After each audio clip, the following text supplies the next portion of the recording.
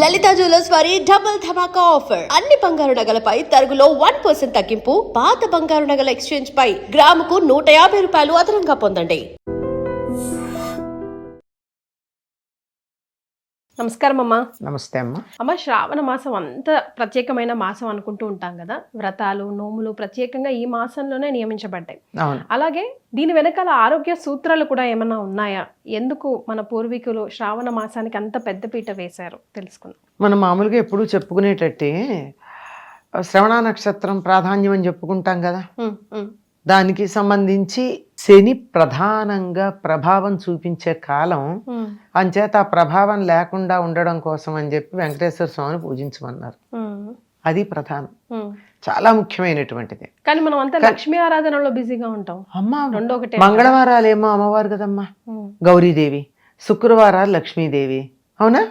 సోమవారాలు శివుడు, శనివారం విష్ణుమూర్తి. చూడు, అందరు వచ్చేసారా? మొత్తం భగవంతుడి కుటుంబాలన్నీ ఒకళ్ళతో ఒకళ్ళకి చుట్టరికాలే ఉన్నాయి. మంగళవారం గౌరీదేవిని పూజించాలంటే ముందు శివుడిని పూజించాం, శివుడు గౌరీదేవి అయిపోయారు. గౌరీదేవికి సోదరుడుగా భావించబడేటటువంటి వెంకటేశ్వర స్వామి పూజ శనివారం చేసుకుంటున్నాం. ఆ లోపల ఆయన భార్య లక్ష్మీదేవి పూజ ముందు చేసుకుంటున్నాం. అందరూ చుట్టాలే. ఈయన రెస్ట్ తీసుకున్న టైంలో శని ఎందుకు మన మీద పడ్డారు కదమ్మా? అసలు అట్లా డిజైన్ చేశారు. దానికి దీనికి సంబంధం లేదమ్మా. ఇది అంతరిక్షానికి సంబంధించినటువంటి అంతరిక్ష విన్యాసాలు. అంతరిక్షంలో గ్రహాలు, గోళాలు, నక్షత్రాలు ఎలా ఉంటాయో అలాగా. ఇప్పుడు ఈయన విశ్రాంతి తీసుకుంటున్నారంటే యోగ నిద్రలో ఉన్నాడే తప్ప మనలాగా తామసిక నిద్ర కాదు కదా. మరి గ్రహాలు వాటి పనివి చేస్తున్నాయి. శనిని కూడా విష్ణుమూర్తి ఎప్పుడూ తక్కువ చేయడం కానీ, పనికిరాదని చెప్పడం కానీ లేదు. ఎవరి పని వాళ్ళు చేయాలి. శని నిజంగా చెప్పాలంటే క్రమశిక్షణలో పెడతాడు మనిషిని. డిసిప్లినేరియన్ అంటారు. మనం క్రమశిక్షణగా ఉంటే చాలా అద్భుతమైన ఫలాలు ఇస్తాడు. క్రమశిక్షణలో లేకపోతే కొంచెం కర్ర పుచ్చుకుని దారిలో పెడతాడు. మనమేమో మన ఏడిపిస్తున్నాడు అంటాం. దారిలో పెట్టేవాళ్ళు ఎప్పుడూ నచ్చారు కదా మనకి. అంతే, అంతకన్నా ఇంకేం లేదు. ఆయన విశ్రాంతి తీసుకుంటున్నాడు కనుక విశ్రాంతికి తోడ్పడేటట్టుగా ఎక్కువగా ఆధ్యాత్మికమైనటువంటి సాధన చేస్తారు. అటు గృహస్థులు కానీ, ఇటు సన్యాసులు కానీ. వ్రతాలు, నోములు ప్రత్యేకంగా శ్రావణ మాసంలోనే ఎక్కువ చూస్తాం. ఎక్కువగా ఆడవాళ్ళు చేసేవి ఎక్కువ ఉన్నాయి. నిజానికి చెప్పాలంటే ఏదో ఆరోగ్య సూత్రం ఉంది. ఆ శనివారం నాడు చేసేటటువంటి వెంకటేశ్వర స్వామి వ్రతం కూడా ఆడవాళ్ళే ఎక్కువ చేస్తారు. ఇంతకీ ఏమిటి, ఎందుకు ఇలా వ్రతాలు ఇవన్నీ చేయడం ఈ కాలంలో అంటే వానలు పడతాయి. ఇప్పట్లాగా కాదు. ఆ రోజుల్లో తడి ఉండేది నేల మీద, మట్టి నేల తడిగా ఉండేది. ఆ తడిలో తిరిగేవాళ్ళు ఎక్కడికో వెళ్ళి నీళ్లు తెచ్చుకోవాలి. నూతి దగ్గరికి వెళ్ళి నీళ్లు తెచ్చుకోవాలి, చెరువు దగ్గరకో కాలువ దగ్గరకో వెళ్ళి నీళ్లు తెచ్చుకోవాలి. ఈ నీళ్లు తెచ్చుకునేటప్పుడు చెప్పులతో పెడతారా? బురదల్లో చెప్పులు వేసుకెడితే ఇంతే సంగతి. అసలు ఆడవాళ్ళు వేసుకోవడం తక్కువే. లేదు, దగ్గరలోనే ఉన్నా కానీ తడితడిగా ఉండడం వల్ల కాళ్ళు పాచిపోయే ప్రమాదం ఉంది. అంటే కాలివేళ్ల మధ్య పాయడం అంటారు, తెలుసు కదా. తడి అలా ఉండిపోయి అసలు అలా వెళ్ళని వాళ్ళకు కూడా పాచిపోతాయి. ఎందుకంటే వాతావరణం వల్ల అలా పాచిపోతాయి. నీళ్లల్లో తిరిగితే ఏం జరుగుతుంది? ఎక్కువసేపు నీళ్లలో కాళ్ళు కనుకున్నట్టయితే ఒంట్లో ఉన్నటువంటి కాల్షియం అంతా వెళ్ళిపోతుంది. అందుకని ముందర అక్కడ రక్షణ కలిగించాలి. ఆ రక్షణ కలిగించటం కోసం పసుపు వాడుకోమని చెప్పారు. తాను రాచుకోవటం, ఇంటికి వచ్చిన ముత్తైదులకు పసుపు రాయడం. దీనివల్ల శరీరంలో ఉష్ణోగ్రత పెరుగుతుంది, కాళ్ళకి మంచిది. పగుళ్ళు ఉండవు, పాయడం ఉండదు, పొళ్ళు ఉండవు. ఎంత నీళ్లల్లో తిరిగినా కాళ్ళు పాడవు. తర్వాత కాళ్ళ గోళ్ళ దగ్గర చిగుళ్ళకి గోళ్ళకి మధ్య మట్టి నిలిచిపోయి 100 సార్లు తిరుగుతూ ఉంటారు. బురదలో కడుగుతారు కానీ ఎక్కడో ఇక్కడ ఉంటాయి కదా చిగుళ్ళు అంటామే, ఈ చిగుళ్ళ మధ్య ఎక్కడో సన్నని దుమ్ము లాంటిది ఉండిపోవచ్చు. దాన్ని ఒండ్రుపోయడం అంటారు. అలాంటి చేసి గోరుచుట్లు అవన్నీ వస్తాయి. ఇవేమీ రాకుండా కాపాడేటటువంటిది పసుపు. ఈ పసుపును నలుగురికి ఇవ్వడం, తాము తీసుకోవడం. ఇలా కాలికి రాచుకోవడమే కాకుండా ఇతరులకి రాస్తారు గనక చేతులకు కూడా పసుపు బాగా ఉంటుంది. ఈ పసుపు కుంకాల వాడకం చాలా అధికంగా ఉండి స్త్రీలకి సంతోషం కలిగించడం, ఆరోగ్యం కలిగించడం ప్రధానం. దీంతో పాటుగా తాంబూలాలు ఇస్తారు. తాంబూలాల్లో ఏమిస్తారు? శనగలు, నానబెట్టిన శనగలు, ఆకులు, వక్క, పండు. నిజానికి సున్నం కూడా ఇవ్వాలనుకో, అది ఇవ్వట్లేదు. ఏమిటి ఇది ఇవ్వడం? ఆడవాళ్లకుండే అనారోగ్యానికి కారణం ఏమిటంటే చంద్రదోషం, కుజదోషం ఎక్కువ శాతం కామన్ గా వచ్చేది, ఎక్కువగా ఉండేది. కుజుడు రక్తానికి అధిపతి గనక రక్తం స్త్రీలకి రక్తానికి ఉన్న సంబంధం మనకి బాగా తెలుసు. మరి ఆయన సరిగ్గా చూడకపోతే దీంట్లో ఈ స్రావంలో చాలా తేడా వస్తుంది. అంచేత ఋతు సంబంధమైనటువంటి వ్యాధులు వచ్చే అవకాశం. అది పోగొట్టాలి అంటే కుజుడిని శాంతపరచాలి. కుజుడిని శాంతపరచాలంటే వక్కలు దానం ఇయ్యాలి. వక్కలు అది. తర్వాత స్త్రీల యొక్క ఋతుక్రమాన్ని రెగ్యులేట్ చేసేది చంద్రుడు.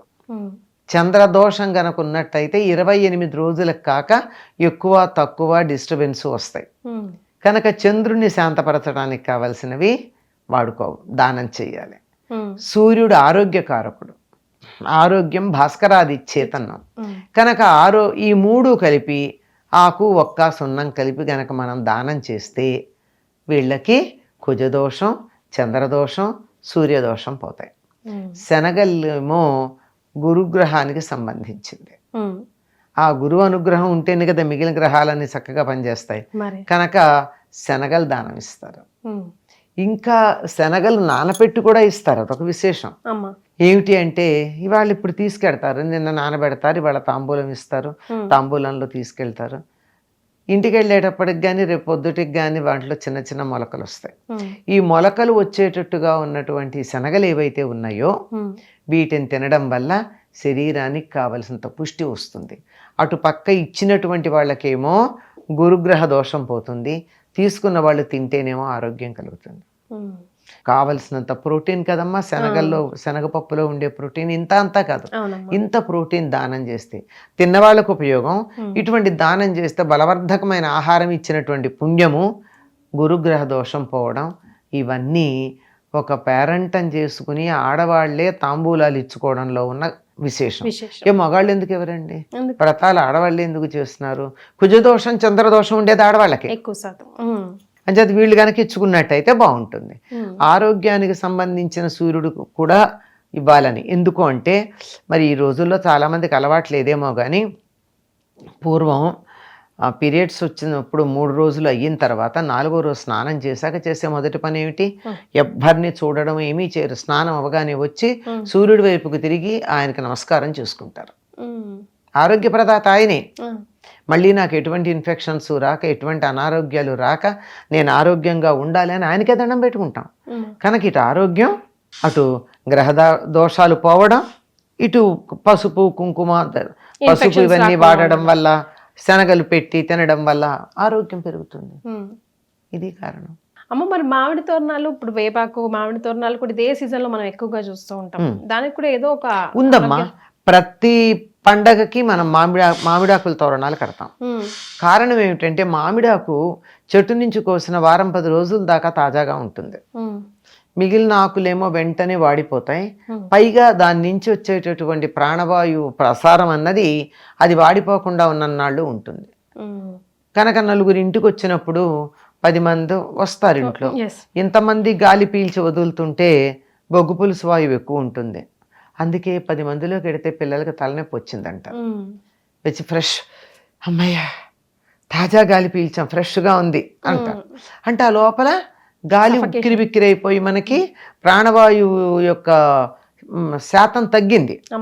అలా తగ్గకుండా ప్రాణవాయువు శాతం అలా కంటిన్యూస్గా ఉండాలంటే మామిడి ఆకులు ఉపయోగపడతాయి. అందుకని మామిడి ఆకులు పెడతారు. దుర్వాసన రానియదు. మామిడాకు ఉన్న చోట దుర్వాసన రాదు. ఇంతమంది ఉంటే ఎవరో ఒకళ్ళకి కొద్దిగా శరీరంలోంచి దుర్వాసన వచ్చే లక్షణం ఉంది కదమ్మా. పాపం వాళ్ళు రోజు స్నానం చేసినా పూర్వజన్మల్లో ఏ సుగంధ ద్రవ్యాలు దొంగతనం చేశారో తెలియదు కానీ ఈ జన్మలో వాళ్ళ దగ్గర వాసన వస్తూనే ఉంటుంది కదా. మరి అట్లాంటి వాళ్ళు మనం కాదనిలే, వాళ్ళు మంచి వాళ్ళే ఈ జన్మలో. ఎలా చెప్తాను రావద్దని? ఇటువంటివి ఏవి రాకుండా ఉండాలంటే ఈ దుర్వాసన లేకుండా ఉండడం కోసం మామిడాకులు కడతారు. సరిగ్గా చూస్తే గనక మనం అంతా ఎలా పుష్టిగా తయారవచ్చు. అవును, ఆషాఢ మాసం కూడా అంతే చేస్తారు కదమ్మా. ఇన్ఫెక్షన్స్ ఏమీ రాకుండా వారు పసుపు కలిపిన నీళ్లు గుమ్మాల్లో పోసి వేపాకులు మామిడాకులు ఇవన్నీ పెట్టి మంచి బోనాలు చేసి అది కూడా పుష్టిగా ఉండడానికి వేసవి కాలంలో కోల్పోయినటువంటి శక్తినంతా ఈ పండగల పేరు చెప్పుకుని మనం చాలా పుష్టిగా తయారయ్యే ప్రయత్నం ఇది. చాలా సంతోషం అమ్మా. ధన్యవాదాలు. నమస్తే.